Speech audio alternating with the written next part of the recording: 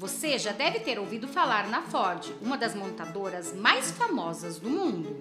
Fundada pelo americano Henry Ford, a empresa mudou as indústrias automobilísticas e fabricou alguns modelos mais conhecidos da história. Atualmente, carros das empresas continuam sendo muito procurados em todo o mundo. O esforço para a expansão da empresa fez com que o nome Ford fosse conhecido no mundo todo e que por muito tempo a marca tornou-se a mais valiosa do ramo, com modelos icônicos e uma história muito rica. A montadora é uma das mais populares entre os amantes de automóveis. Mas qual será o motivo da Ford ter abandonado o Brasil? Já vai deixando o seu like que no vídeo de hoje vamos saber tudo isso a seguir. Tudo começou com Henry Ford, que era filho de uma família de fazendeiros. Ele nasceu em 30 de julho de 1863, na cidade de Springfield, Michigan, nos Estados Unidos. Desde a infância, Henry demonstrava interesse em entender o funcionamento de equipamentos e máquinas. O garoto chegou a estruturar uma oficina nos fundos de casa para estudar diversos mecanismos diferentes. Aos 15 anos, o Henry Ford ganhou um relógio de presente do pai. Ele desmontou e voltou a montar o equipamento. Assim, tornou-se um curioso sobre o funcionamento de máquinas e aparelhos. Quando a mãe de Henry faleceu, o garoto rejeitou assumir a fazenda da família em 1879. Henry, por sua vez, não tinha nenhum interesse em ser fazendeiro. Na verdade, a sua paixão eram máquinas. E naquele mesmo ano, ele foi para Detroit e começou a trabalhar como aprendiz de mecânico. A cidade era cheia de fábricas e mais tarde seria conhecida como a capital automobilística dos Estados Unidos. O aprendizado garantiu um emprego como reparador de motores a vapor.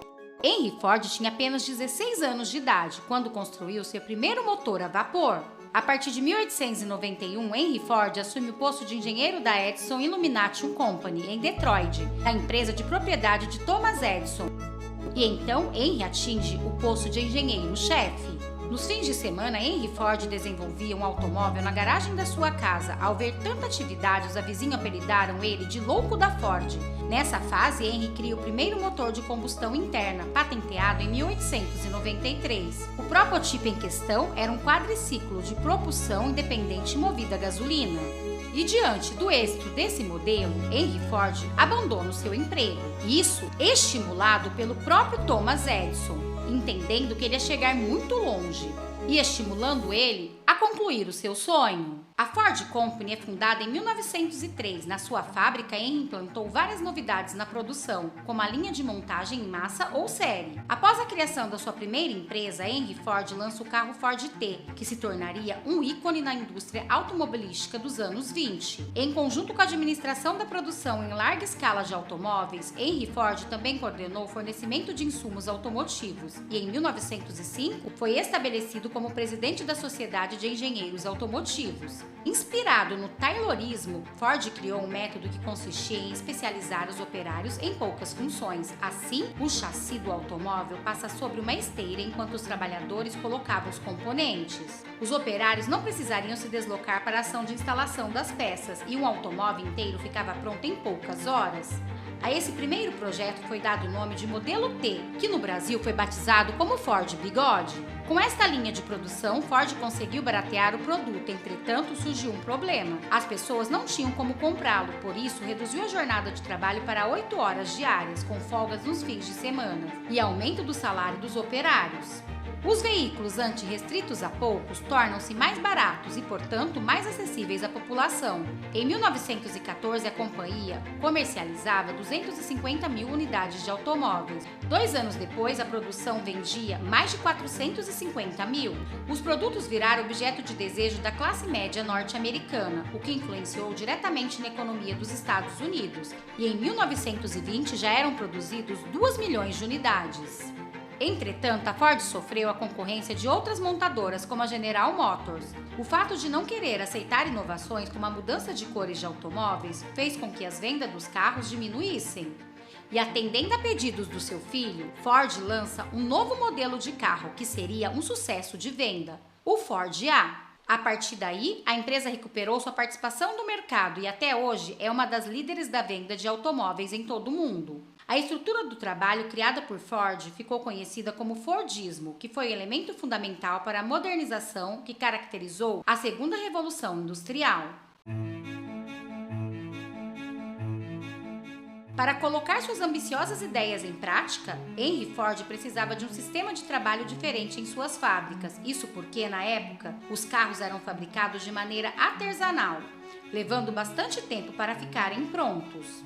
Querendo unir velocidade de produção com baixo custo de mão de obra, ele pensou em um sistema que posteriormente seria chamado de Fordismo. O Fordismo funcionava da seguinte forma: a montagem dos veículos seria feita em uma linha de montagem, onde cada trabalhador teria uma função específica apenas. Dessa forma, a empresa diminuía as chances de erro e também não precisava de trabalhadores com qualificação para o serviço. Outro ponto muito importante do Fordismo é a produção em massa dos produtos em alto estoque. A Ford pensava que a melhor maneira de vender era ter o produto disponível assim que o cliente quisesse comprá-lo.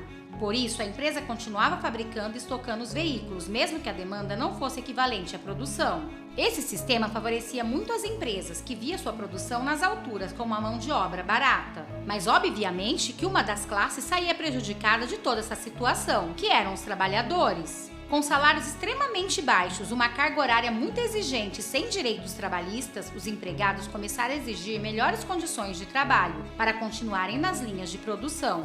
Aliada com a insatisfação dos funcionários, a Ford também viu uma concorrente começar a ganhar cada vez mais relevância, a General Motors, que já fabricava veículos com um nível de qualidade parecido com o da Ford, mas também oferecia os carros em cores diferentes, algo único no mercado até aquele momento. Devido à escolha da Ford de não aderir os carros com cores diferentes, alguns consumidores passaram a preferir a General Motors. Unindo esses dois eventos com a seção do toyotismo, que foi um sistema moderno que surgiu anos depois, o sistema inventado por Henry foi ficando cada vez mais obsoleto. Por mais que tenha durado mais de 20 anos, hoje em dia ele não é mais utilizado pelas indústrias automobilísticas, e a empresa teve que se adaptar para continuar operando.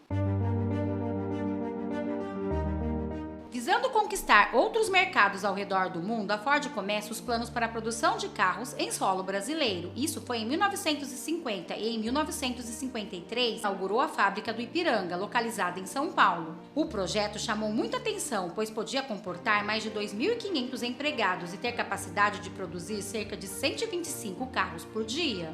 E o primeiro veículo totalmente brasileiro foi o Ford F600. Um caminhão de carga que foi um grande marco da industrialização em nosso país. Aos poucos, a montadora iniciou a produção de outros modelos no Brasil, passando por fatores e chegando a veículos familiares que trilharam o caminho para o catálogo que temos hoje. Hoje, a Ford possui uma operação reduzida em nosso país, graças a anos de prejuízos no Brasil, incluindo o fechamento das fábricas da Ford no território nacional. Mesmo assim, a montadora ainda comercializa alguns modelos, que são dos mais procurados, como o Ford Territor. E a decisão de fechar as fábricas no Brasil aconteceu quando os administradores perceberam que seria mais lucrativo que a Ford tivesse atuação como importadora de automóveis sofisticados. A alta e complexa carga tributária e os custos de logística contribuíram de forma expressiva para a decisão da Ford, que preferiu focar seus investimentos em produção de veículos em outros países, como a China, de onde atualmente importa o SUV Territor.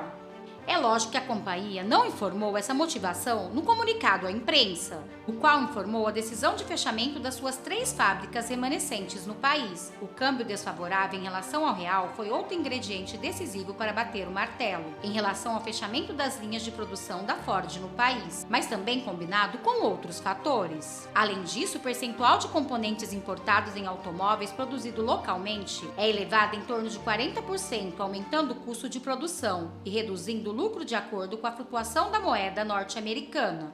Muitos acreditam que o fato da Ford fechar as fábricas no Brasil significava que a empresa estava à beira da falência, mas na verdade os motivos são bem diferentes e a Ford não esteve em perigo de falência durante todo esse período, tratando-se apenas de uma decisão baseada no custo e benefício. A Ford nunca negou que ao fechar as fábricas adotaria uma nova estratégia comercial no Brasil. Em vez de grandes volumes de vendas, buscaria aumentar a margem de lucro por veículos, graças a uma gama importada com produtos mais sofisticados. Atualmente, o modelo mais acessível da empresa é a Ranger XL cabine simples 2.2 turbo diesel, cujo preço é sugerido em R$ 218.999. Mas e você, o que achou da história da Ford? Você já sabia disso tudo? Deixa aqui nos comentários comentários. E também, se não é inscrito no canal, se inscreva, deixe o seu joinha, curte, compartilha, comenta, assim você ajuda muito o nosso trabalho a crescer. Também, se você tem um amigo que gosta desse tipo de conteúdo, compartilhe esse vídeo com ele. Ele vai ficar muito feliz de ser lembrado por você. Agradeço imensamente cada um de vocês, um abraço e até o próximo vídeo!